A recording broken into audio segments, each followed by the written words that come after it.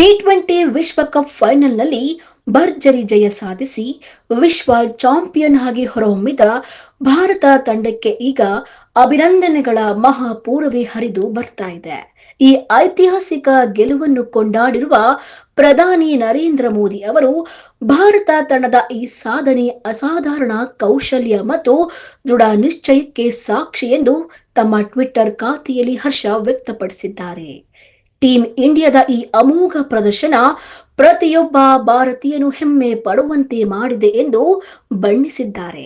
ಇವರಷ್ಟೇ ಅಲ್ಲದೆ ಕೇಂದ್ರ ಸಚಿವ ಎಚ್.ಡಿ. ಕುಮಾರಸ್ವಾಮಿ ಮತ್ತು ರಾಜ್ಯದ ಮುಖ್ಯಮಂತ್ರಿ ಸಿದ್ದರಾಮಯ್ಯನವರು ಕೂಡ ವಿಶ್ವ ವಿಜೇತ ಭಾರತ ತಂಡಕ್ಕೆ ಶುಭಾಶಯ ಕೋರಿದ್ದಾರೆ. ಶಿಸ್ತುಬದ್ಧ ಆಟ ಮತ್ತು ಅದ್ಭುತ ಕಾರ್ಯತಂತ್ರವೇ ಭಾರತಕ್ಕೆ ಈ ಗೆಲುವು ತಂದುಕೊಟ್ಟಿದೆ ಎಂದು ಗಣ್ಯರು ಶ್ಲಾಘಿಸಿದ್ದಾರೆ. ಒಟ್ಟಿನಲ್ಲಿ ಭಾರತ ತಂಡದ ಈ ಸಾಧನೆಯನ್ನು ಇಡೀ ದೇಶವೇ ಸಂಭ್ರಮಿಸ್ತಾ ಇದೆ.